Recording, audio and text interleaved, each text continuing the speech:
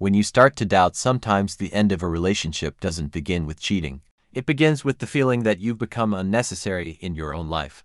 I can't name the exact day it started. There was no date, no single event. There was only a feeling, slow, heavy, unpleasant, as if you're living next to a person, but not with them. We had been together for almost 10 years.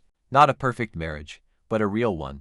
Work, a mortgage, exhaustion, rare trips, children, the ordinary life of adults. She had always been beautiful, the kind of woman people turn around to look at. Blonde hair, well-groomed, confident. I knew she liked attention, and I never saw it as a problem. Until attention became more important than family.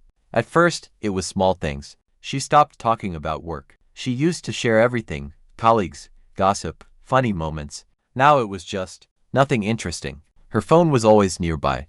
Not just nearby, under control. Screen facing down. Notifications turned off. If I walked into the room, she tensed slightly.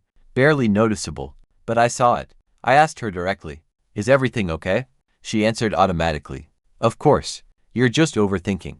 And I believed her. Because believing is easier than admitting your reality is cracking. We stopped touching each other. Not suddenly, gradually. First, fewer hugs. Then the random touches disappeared. Then only everyday closeness remained, like roommates. At night, she often turned away, said she was tired, and I believed her again. Self-deception is an incredibly comfortable thing.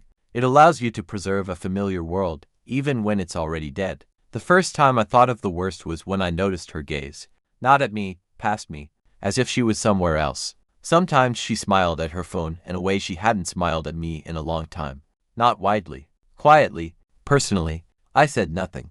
Because if you don't ask the question, you don't have to hear the answer. Several months passed. We were still living together, eating at the same table, sleeping in the same bed, but a distance appeared between us, one that couldn't be measured in meters. I started staying late at work, not because I wanted to, but because home felt empty. Not physically, emotionally. One evening, I came home earlier than usual, without warning, and I was met by a strange silence. She was sitting on the couch, phone in her hands. When she heard the door, she flinched. It was just a fraction of a second, but sometimes 1 second is enough to understand everything. "You're early," she said. "Decided to come home sooner." She nodded, and went back to her screen. I looked at her and thought, when did we become strangers? That night, I didn't sleep, not because of anger, because of realization. I understood one simple thing. If you start to doubt, there's already a reason. The next day, I began noticing more. Too many work messages in the evening, too many meetings with friends, too few questions about me. But the scariest part was this: I started getting used to it, to the distance, to loneliness next to the person I loved. And then something happened that finally opened my eyes.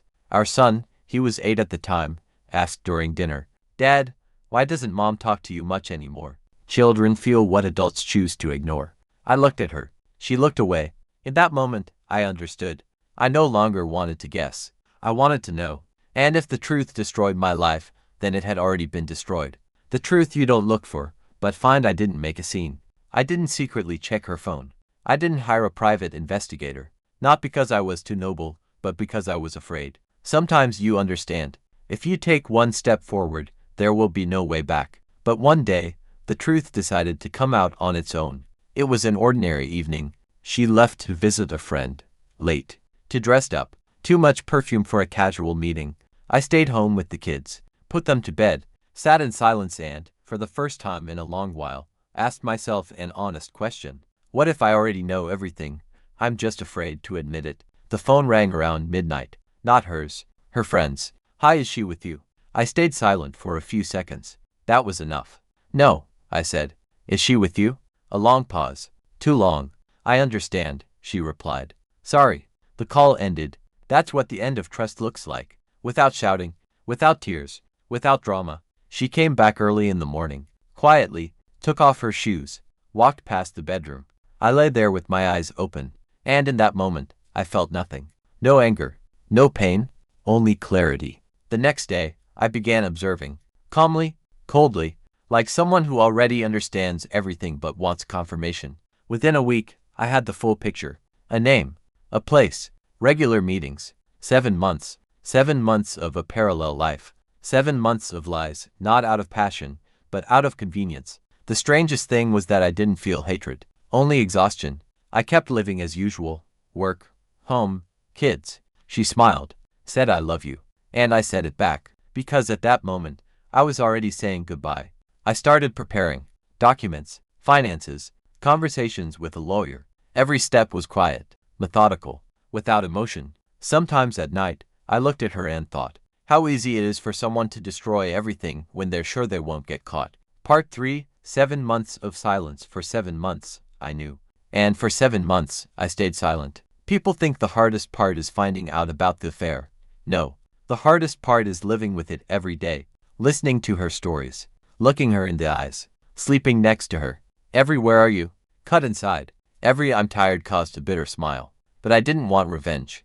I wanted freedom. I stopped arguing, stopped demanding, stopped hoping, and she felt it. You've changed, she said once. People change, I replied. She was nervous. Her lover wanted more. I knew that. She was torn between two lives, while I had already stepped out of the game. The last month was especially difficult. She became attentive. Too attentive. She cooked, sent messages, tried to bring back intimacy. But the train had already left. Part 4, the conversation she didn't expect. I chose an ordinary evening. No preparation, no theatrics. The kids were staying with my parents. The house was quiet. We need to talk, I said. She tensed up. I know everything, I continued calmly. Silence. 7 months. The name. The meetings. Everything. She turned pale. First denial. Then tears. Then hysteria.